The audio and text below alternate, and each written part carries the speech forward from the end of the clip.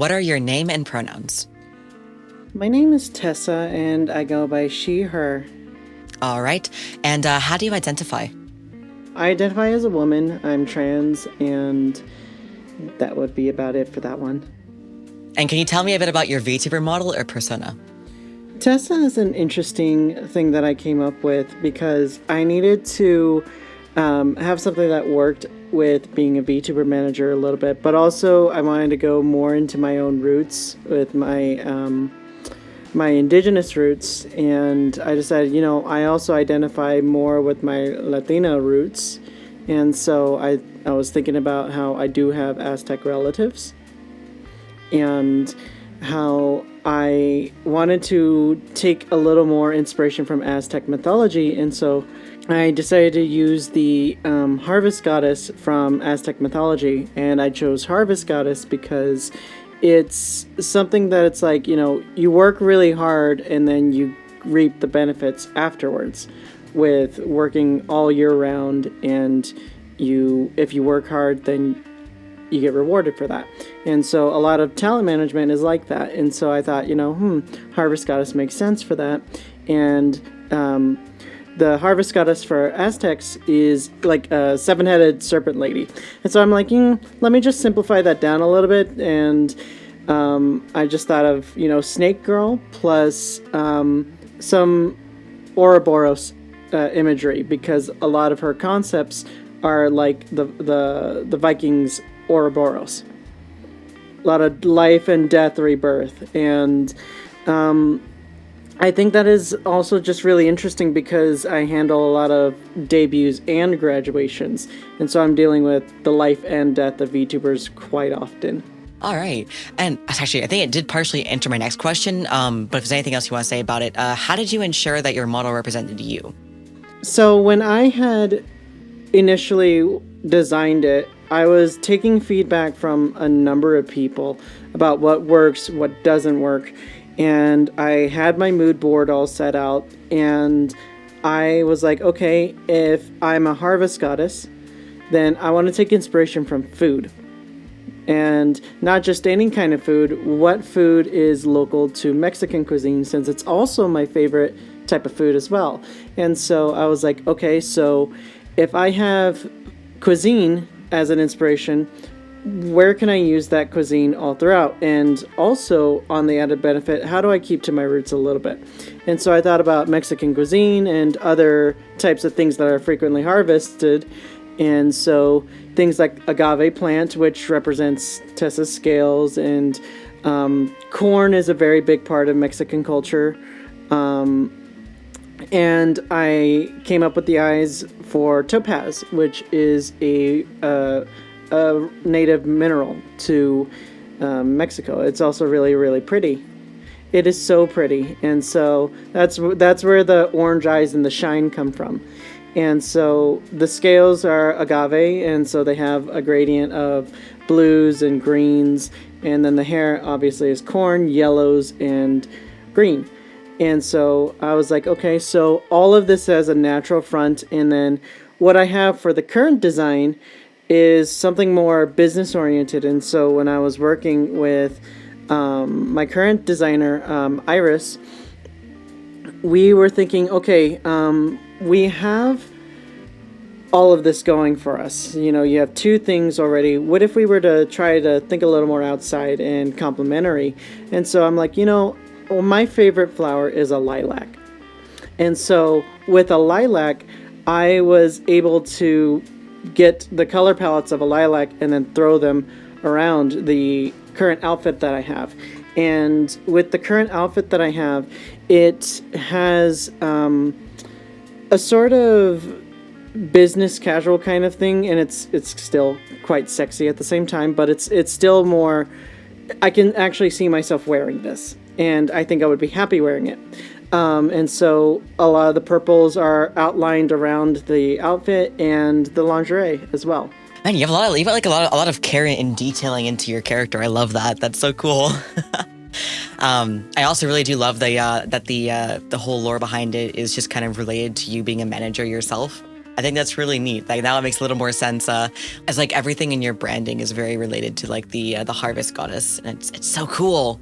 Yeah, it's all central and all that, and one of the things I was actually going to name, when I am ready for it, I want to try to have a my own talent agency at some point, kind of like Mythic and like Mythic Talent, and that is a really big task, and it's looking like more and more as days go on. I think I may have to actually make one at some point, and I was actually thinking of calling it the Evergreen Project. And so Evergreen is something that is frequently used in marketing circles and data analysis. So if you have something that's more hot button, that is like your hook, your thing that drives discovery, but then you have things that are evergreen, stuff that isn't exactly time sensitive, but it's like you can do it at any given point and it's always going to be relevant, it's always going to be appreciated, it's always going to be treasured and watched. And so what I'm thinking is like Harvest Goddess plus Evergreen, I want to try to have talents that are evergreen. That's a really cool concept. I think people will really love that. Whenever you do end up pursuing that, I would definitely be there to support you. 100%. That's really cool. And so then what drew you to VTubing, and do you find it rewarding? So what drew me to VTubing, I have a long history as an anime fan. I grew up with anime when I was as young as like 3 or 4 years old. And I visited and frequented the library growing up, and I read a lot of manga, and one of the first things that ever caught my attention was Clamp. Like Cardcaptor Sakura, Tsubasa Chronicles, and a lot of other things. And Clamp in particular had really, really great storytelling that resonated very strongly with me. And so I grew a love for shoujo very quickly and easily, and of course I grew up with Studio Ghibli. I also grew up with like Dragon Ball Z, Naruto, Sailor Moon, just the usual stuff you would find on cable television back in the early 2000s. And just constantly being exposed to that. I also, was exposed at a very early age of Evangelion, which, a little child should not be consuming, but alas, here I am, and I was like, oh my god, one of my first trans inspirations was Asuka. She's not even trans at all, and it's like, but here's the to the trans girlies, here's the fucked up thing. Yeah. No, here's the fucked up thing. I was a child of abuse. So was Asuka. And so Asuka I can see why you relate to her then. Yeah, I related very, very hard to her. And it was one of the earliest signs of me being trans, actually. One of the earliest. And I'm like, oh my god, like, why is this fucked up story actually hitting so hard at home? And I'm like, oh right, because I'm like her. And I'm like, oh shit. Oh my fucking god, here we go. And I've always been kind of really different from a lot of people, and I was bullied for being queer, for being fat as well, growing up. And so that incentivized me to actually get into sports because I really wanted to fit in, but I also really wanted to lose weight. And so I did a lot of sports. I did baseball, football, and basketball, a lot of basketball. Yeah, and I would not have expected that. Oh my god. I wasn't bad at basketball. I was shit at baseball and football. I was really bad at both of those because, like, with baseball, the hand-eye coordination and depth perception was just not developed for me yet. I have great depth perception now. I'm a great driver, but like back then, it was just like neurodivergency, ADHD, autism, go burr, and I was like not catching footballs, not catching baseballs, nothing. But basketballs, I could. It was bright and orange and easy to look at. So like it just kind of clicked with me, and it's a shit ton of cardio, and it was nice. And so I eventually got into high school, and I started going to conventions. I've been going to conventions like a lot before prior hand. And I had a lot of exposure to cons at a very young age. And so I started doing panels at conventions when I was a sophomore in high school. And I started developing a following as early as that. Jesus Christ. Yeah, and so you've been going for a while then. I've been going for a while, and I also had my first reviews published to like a... You remember those teen newspapers and magazines and stuff?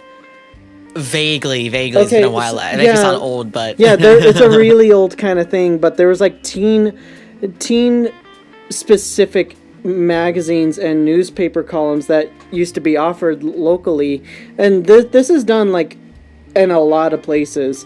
But I was sponsored through a local library, and I was able to get an anime review published. And that began a very early journey for me, with really starting to make some sort of my voice being heard to the wider public. And I decided to take it to conventions, and then I started doing social media and blew up from there. Had a pretty big audience of like 24,000 people.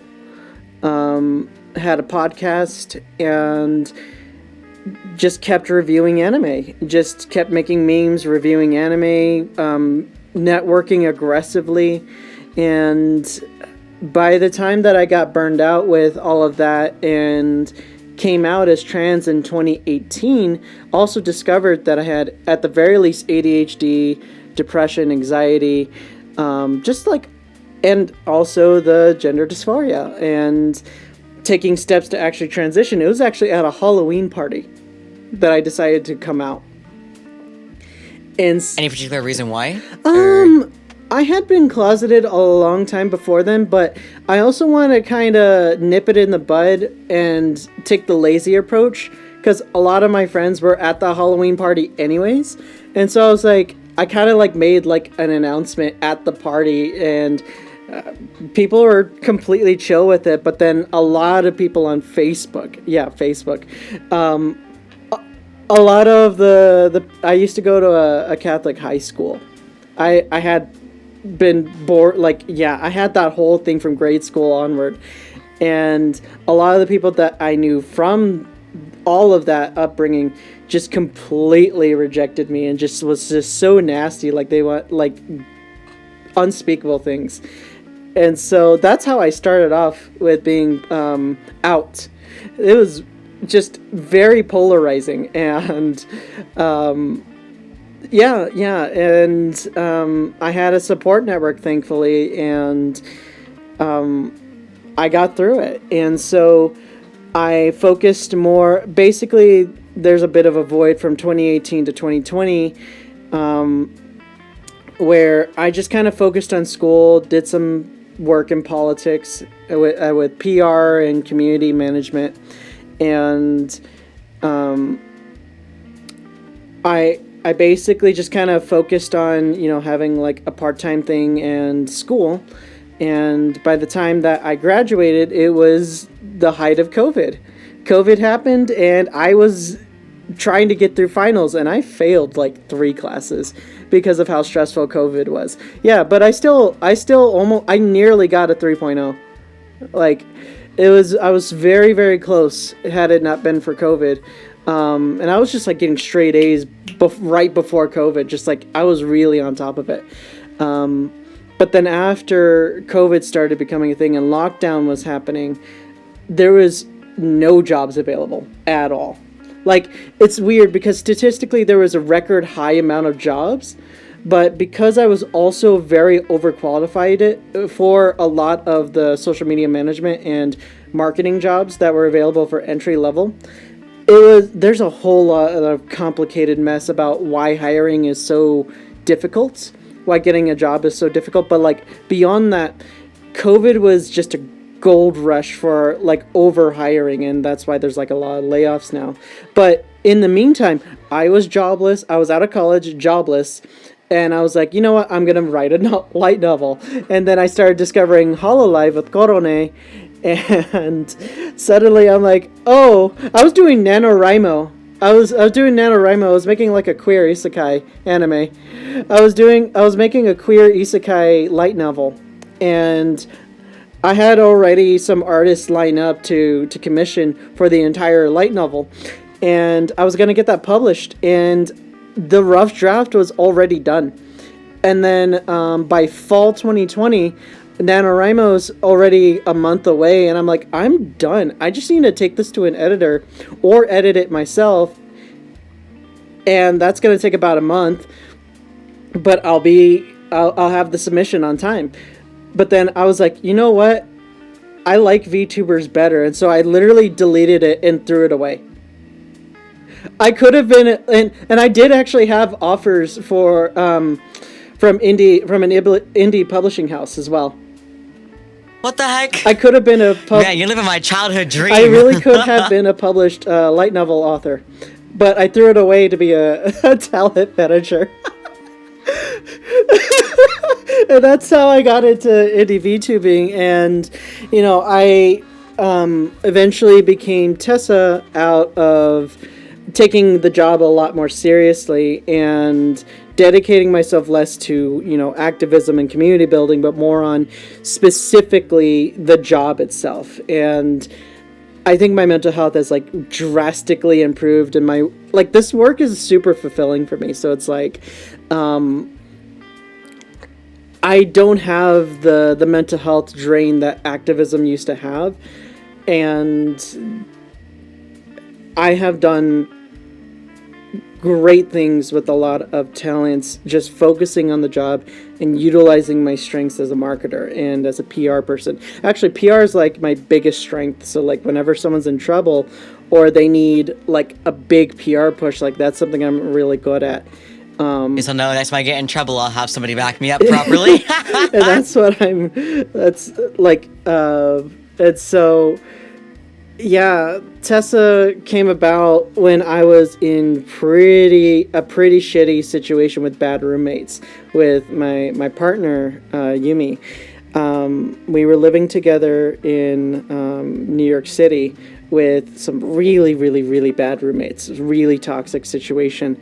And I was trying to apply to thousands of jobs again, and nothing was working. I got one job, but I had an abusive boss and quit within the first week because I was like, I'm pretty sure like this person has violated many different workplace violations, sexual harassment, and I was like, I'm not doing this shit.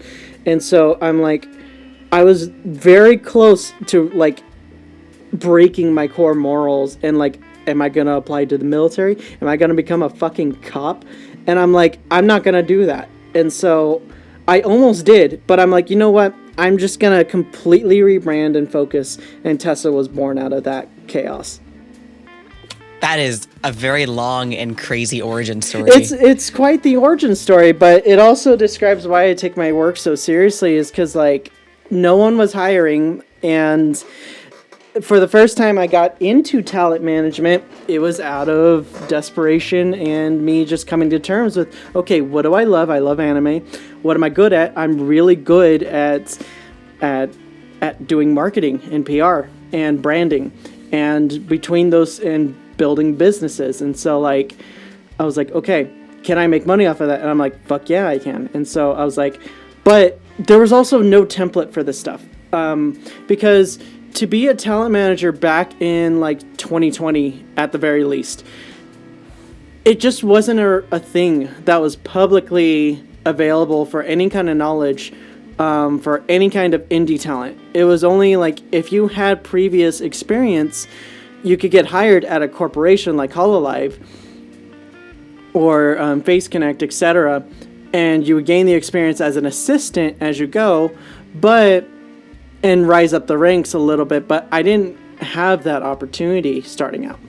And there wasn't any kind of hiring going on, and I just kind of went for it. And so here I am now. I'm managing a bunch of indies. I've consulted corporations and corporate talents, and I still continue to do so.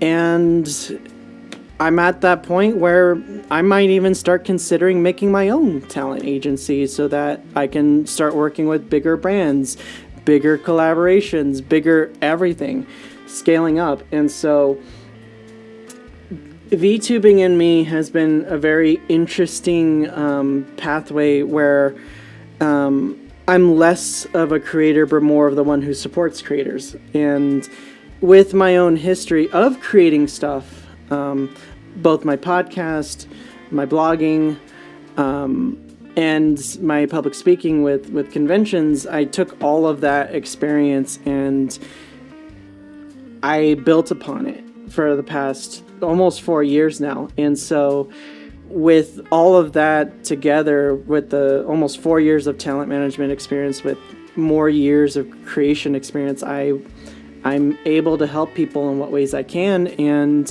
for the most part, for most people I work with, it does benefit them. And so the net result is like, I like this work a lot. I'm working with a bunch of anime people and a bunch of anime people. and I'm loving every aspect of this job, and I wouldn't trade it for anything at all. It's always good to hear that as a client myself, that you're enjoying your work so much, and like that, you know, you've managed to find, like, through all the struggle, you managed to find a place for yourself that you truly do love, and that makes me happy. It gives me, and I'm sure others, hope that someday they'll be able to get where you are today. Can you share some of the highs and lows of your journey being transgender in the VTubing space? I remember I was interviewed back in 2021, I want to say, by Ducky. And at the time, he was working for Dexerto. And I know Ducky. Yes, we do know Ducky. And he was doing a big piece for the first time on the transgender experience with VTubing. And he specifically wanted my opinion as a trans manager, which is, it's now not an exclusive thing to me, but at the time it was. I was like the first trans VTuber manager and one of the first indie managers too. So I was in a unique position to talk about things. And so I was able to talk about what I had already experienced at the time, as far back as, you know, early 2020. And so I've worked with a number of trans and non-binary and agender clients at that time. I already had enough people I had worked with, and I had already tried to work with them through the challenges that they had. And so a few things tends to be an issue from the VTubing side of things when you're upfront to the general public. It's that you do face a lot of inherent stigma and discrimination from a lot of viewers. And it does have a certain hurdle that comes with the aspect of being open with being trans, non-binary, agender, whatever you identify as, and trying to live your truest experience, authentic experience. You kind of have to have a sort of resiliency to nonsense and just mean-spirited people online. And if you don't have that, it's going to be a really rough ride, because you're going to be open to public scrutiny as long as you're up in the public space. And so I think one of the things that is most apparent as well is, like, the same logic applies when you start to become a lot bigger.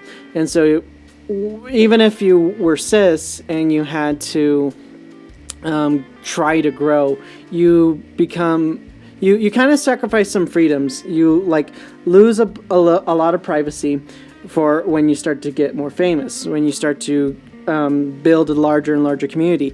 You also lose control a lot, and you also lose a lot of those boundaries that you would expect between you and others starts to not just blur, but just completely be decimated. And so essentially you're becoming a public figure. And so the role of a public figure plus being a marginalized identity is kind of like a recipe for some really hard times. And I'm sure you've interviewed a bunch of people already who've already expressed a lot of those pains. So not only do you already have the growing pains of being a small VTuber with no foundations at all, but you also have to deal with the additional bullshit as well. And so like you're kind of trapped in between expectations for growing in general, but also trying to overcome extra hurdles that are placed because you're just trying to be your most authentic self. And so you also have an interesting market dynamic where you have a strong desire from audiences for authenticity, but also that showmanship and performances. And so that sensationalism versus authenticity is a fine balancing act. And so like trying to be your most authentic self while also trying to be very marketable, but also trying to have a great amount of showmanship at the same time. It's very difficult. It is extremely difficult. And so if you also do not know who you are, what you want, or any kind of degree of doubt, it's a much more difficult process than those who do know and are much more confident in their identities and groups that they're a part of. And if you have a support network, things get a lot easier because you have people who will support you when you're at your lowest, and you'll also have people who support you when you're at your highest. So like the unconditional support network is kind of crucial, but like it's really difficult when you're trans because like for when I came out, that real chance of losing everything is always there.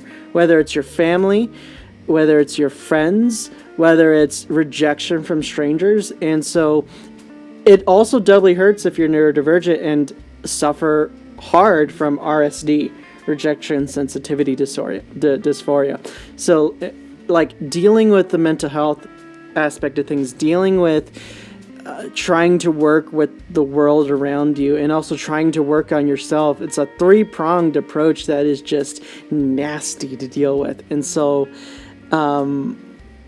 every time I've worked with trans and non-binary and agender clients, it's a balancing act of like, if you are going to be out and open while trying to be a VTuber, there are some things to keep in mind. And that mental resiliency has to be there. It has to improve as you go, because no one's ever going to be able to prepare you for the onslaught of possible like hate raids, like just mean comments that you can get from people, and just also the lack of numbers, regardless if you're talented or not. And so but there is a growing number of people who are being successful despite all that. And that's not a testament to those hurdles not existing. It's just a testament to those individuals for overcoming those hurdles. And having that showmanship, all those qualities I was talking about. Being able to work within your means and grow as you go and do cool things and carry it all out, little by little. And so as you go, it's really tough. And so the other thing is like, I actually have not faced on my day-to-day life, I haven't faced very many issues with me being trans. For the most part, the overwhelming majority of the most part, people don't really mind me being trans at all. And a lot of them will never know. And so as they hear me as well, there is a bit of a passing privilege that I do benefit from, and that's me personally. But I don't even think if you passed or not, it would matter much. As long as you're doing the job in the first place is the thing that matters ultimately. As for other things with other people who have harassed me, there are issues, especially on that end, that do fuel and aggravate some harassment campaigns that I have been subject to. And so it's not the first time that I've seen that around. Minorities of all kinds face a lot more harassment than most people would ever care to bother with. And so staying stealth tends to be like a very safe option, and it doesn't make you a lesser person for wanting to be stealth. You know, sometimes it's hard for people to be stealth though, knowing like if you don't, if passing doesn't go well, or people like are able to pinpoint, oh, that person's trans. I know it's an experience that I personally have quite often. Is it's very hard for me to just pass as like cis het, because people just immediately know that I'm not cis het. I mean, yeah. So like I know it's hard when you're not able to pass, because then you're like, you can try to joke about it. It's like, I'm cisant. Like, yeah. You can try to joke about it. It does help, but like those problems still persist regardless. Yeah, I'm sure if I tried really hard to lean into the male side, I could pass pretty well. But unfortunately, unless I bother with that gay accent, quote unquote, I think I'd have a tough time. Listen, just imagine, ideate and imagine yourself being a Chad. An absolute Chad. An absolute Chad. I can't imagine that. I'm too awkward to be a Chad. There's a Chad. I'd be the nerdiest dude on the block. Jesus Christ. There's a Chad in There was everyone. a time. There was a time in which I was able to pass very well as male. Once upon I was a a terrible time, person. and there will be a time again. That was the worst version of myself. And I think that's the ultimate thing that matters, that we're always growing as well, and always trying to better ourselves as well, because there is a lot of issues surrounding content creation. It's like any other industry, to be honest, and like entertainment industries invite a lot of different personalities with different backgrounds and different upbringings and different expectations and communication styles and yada yada yada. And so it's like there's a lot of clashing going on. It's like it's you don't have to add on to the pile, and you can celebrate yourself in the process. And I think that ultimately is the thing that brings a lot of people the most happiness and joy, is when you do have that support network, but also when you have those moments you can celebrate about being yourself, if you can. So then, would you say that VTubing has helped you discover more about yourself? It's an interesting question, because it's like, I have heard a lot of clients that I've worked with, and also just seen a lot of other trans VTubers who have used VTubing as a medium that it is for self-creative expression. And through that, they're able to discover a lot more of who they are. It's much of the same logic of like trying on a female avatar in a video game or MMO. And like, if you are, it's like kind of like trying on digital skin almost. Like you're putting yourself in like a cosplay, or you're just trying out a different experience. And that often does bring about some things in some people. And it doesn't work for everyone, but like I know for a fact that VTubing does provide that outlet for a lot of people, and they're able to see an idealized self. And even people who aren't trans are able to best see an idealized self through their designs. And I think that's always just such an interesting thing, because VTubing is such an easy way to be extremely authentic while also being very, very interesting, because I believe that if you tried, I think anyone could potentially be interesting. You just have to have the will and desire to be. And so for me, it's not exactly something that helped me feel more in tune with my femininity, with me being a woman. But I do recognize the benefits that it does provide for others. What I needed personally was, HRT. I personally needed that. Not everyone needs medicine to be valid and all that jazz, but for me, I needed HRT to be able to regulate my fucking emotions. And honestly, like, Sure, I have all the transition benefits, but I think the biggest thing is like the emotional regulation aspect of things at this point, that continues to make me feel valid. And the biggest thing I think at the end of the day is like, it's the validation that I do get from others as well, the support network, and also just kind of taking my time and learning what I want womanhood to look like. And I think that is something like, what is your gender? What does it mean for you to be that gender? And what is your practical everyday life like with that? And if you aren't quite there yet, what do you need to do to get there? And documenting that progress and then looking back is always so exhilarating for me personally. I know it creates a lot of dysphoria for others to journal their transition, but I do. I remember what I was like when I was closeted versus when I came out versus when I started HRT.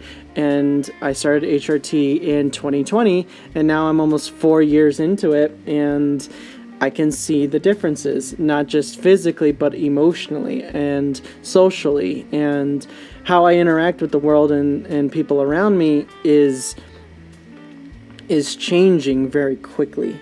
The more that It's a pretty drastic change to take too. It is, and the more in tune you become with yourself, the more that you begin to understand. And so, like, for me, I understand more now that it's interesting, like, my own personal discovery with all the story that I told you, it took all of those massive events for me to become the best version of myself now. And there is nothing I would trade otherwise, because I don't regret that I'm here. I do regret some things of how I got here, and that stuff I will address as I go. And that comes with like a lot of development and growth as we go in life. But like, I think with VTubing in particularly, I think that with a lot of people trying their best to be their most authentic selves, I think and helping a lot of people do that. I think in a way, me being a manager for others helped me in turn know more about myself. Yeah. I'm glad to hear that. It's a very unique experience again that you've had. I know you've been interviewed about a very similar topic before, and I think it's cool to like see your perspective. Something I've kind of been able to experience interviewing a lot of different people throughout this whole past month is getting to meet people who have not only like their own experiences, right, but completely different experiences and different ways that they experienced being trans in the VTubing space. And I think yours also has a big sense of uniqueness to it that I think people will be glad to hear. So, my final question for you, all right? This one's always a doozy for everybody. What would you say to somebody who was looking at VTubing as an option to being their truest self in content creation? That's a really good question, and I think I deal with this every single day, literally. So I think the biggest thing, I actually need to like make an example here. So I think there is one thing that I find as a particular sign of someone who isn't exactly as true to themselves as they possibly can be. I think it does come down to how you want to present yourself as well. So there's internal and then there's the external expression. And so, especially with something like gender, you have the differences between gender is an idea, a construct, but it's not just a construct, it's also a psychological projection that we think about. We have an idea of what it is, and then implementing it looks different from person to person, and there is a level of performativity to it. So it's like, okay, if I'm a woman, what does a woman act like? What does a woman speak like? What does a woman sound like? What does it mean to be a woman? What does it mean to be a man? What does it mean to be this, that, and the other? What does it mean to be fucking agender, non-binary, gender flux? And that's a really difficult question because it's not well defined. It is super not well defined, and it's just that much harder to create those social constructs, because as much as constructs need to be torn down, they also do need to be created. There's a constant flux of creation, destruction, death, rebirth going on with gender that is very interesting to see with literally everyone, even cis people, because with cis people and their struggles with gender, as I've had to encounter, I think one of the best examples of this is looking at men, just regular cis men, and the fucking audacity of only going for hoodies and jeans as the design. And that's it. And I see that everywhere, and I am tired of seeing it. And it's like, you've got two paths. You got being e-boy. There's so many cool men's clothing. Come on. There's also like, maybe a man could be a little more effeminate if you allow yourself to be. Maybe a man could be hyper masculine, and you could be an absolute fucking Chad. You could do that. But are we always going to choose Xbox gamer in the basement, barely understanding how to say hello to a woman? Like, do we have to always have a visual representation of men in VTubing that look like that? And like, I would like, if we took like a bell curve and we were to look at the visual representation of men, the overwhelming majority of men in that make up the majority of that bell curve have hoodies and jeans as their main design. And it's like, you either have that or the e-boy. And so if it's between the two, that makes up the overwhelming majority of the bell curve. And then at the very tip of the end, you have all of the really unique stuff that's actually there. Granted, you know, there's also the femboy, but they're actually not that many in number in comparison to the t-shirt and hoodie and jeans. And so I'm just like, if you think about it from that perspective, it's like, you could take any kind of gender, swap out the examples, and you're going to be able to see the range of expression that's there. And so it's like, for you, what do you personally see yourself not just wearing? Like, if you had to cosplay your character, what would that look like? But if you don't want to cosplay your character specifically, like, there are VTubers out there that are just NSFW in nature. But is that a true expression of yourself in a more psychological sense, made real? And I think that's pretty freaking cool, because we have games like Persona that kind of embody that. And so it's like, we have a range, unlimited amounts of possibility of expression that you could possibly have. And you can be a goddamn toaster VTuber if you wanted to be, just because you wanted to have a laugh, and that act and expression is the way you wanted to express yourself. You wanted to express yourself by being a toaster head. I don't know, like, and the toaster, you have a 2-slot thing, and you have two brain cells, and they're just 2 pieces of toast, and it's like, you could really do that, and I think that could work, like, as a VTuber. But like, I'm just making that up as I go, and the range of creative expression could be like, oh, I'm humanoid, but I want to dress this way. And by dressing this way, I want to be a little more exciting and colorful and have an interesting shape to it, and all this kind of design kind of talk. But like, I think if you want to be your truest self, just really take some time to think about what it is you want people to walk away with. Like, if you in your mind's eye are like, okay, if someone's watching my stream, am I proud enough that I'm gonna watch this myself? 2, what kind of takeaway emotionally do I want people to walk away with? What do I want them to say about me? How do I come off? And it's like, if I'm getting closer to answering those 2 kind of things, then I think you can safely say that you are doing a good job with authenticity. And sometimes you're never going to get it 100%, and because that's just how people work. They come in, art is a very subjective thing.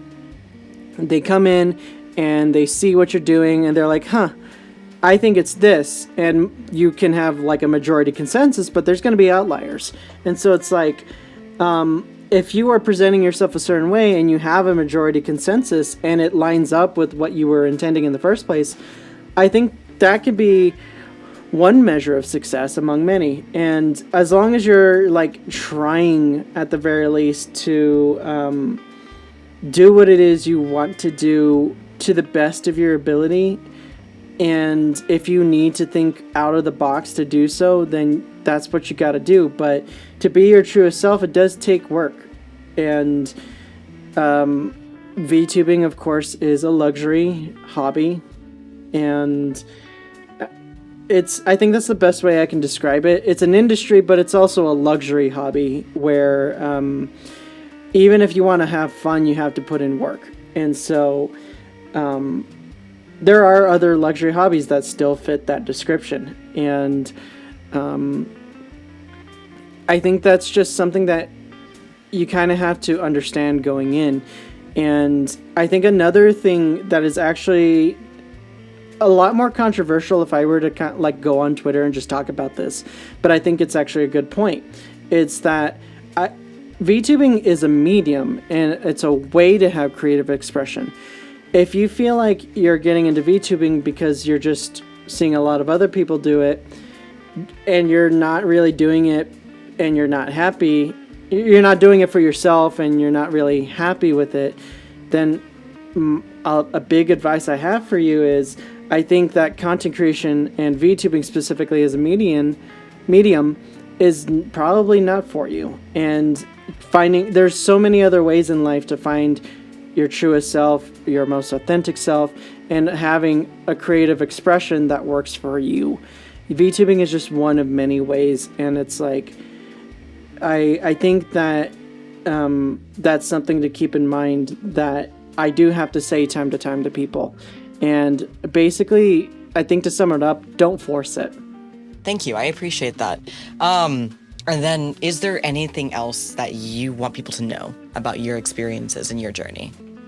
So I think the biggest thing that I want people to take away is mainly that VTubing, it can be a great hobby.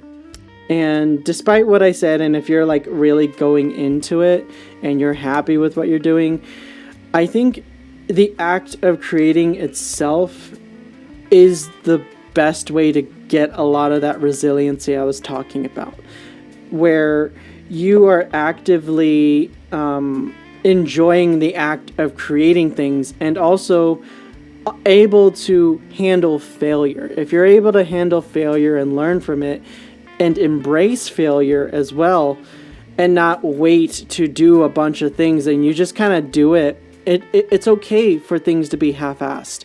It's okay for you to kind of not do the best job, because what you can then do is you can try it again, but take the failures and improve upon them.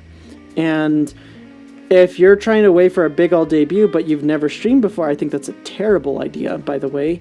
You should try out streaming. It is a whole different set of skills, especially with VTubing having acting skills as well, because you need to puppeteer your model oftentimes. And so you have an unlimited amount of things that you can do. If you have a really cool idea, you need to give it a try. And I don't think you should just be bogged down with trying to be super magnificent out of the gate. Everyone sucks when starting new skills, so don't be ashamed if you suck at first, because you're only going to get better the more that you try. We all suck at some point. All of us, every single one. You gotta get used to sucking, and then you slowly start to suck less. And then life is great. This could be very sussy in some context, but you know. All right, listen here, Tessa. Don't take it out of context. Gosh dang it. Anyway, I will end my recording here. Thank you for allowing me to interview Tessa. I appreciate you. Mwah. You're so welcome. Thank you for interviewing me. Yeah. How could I not?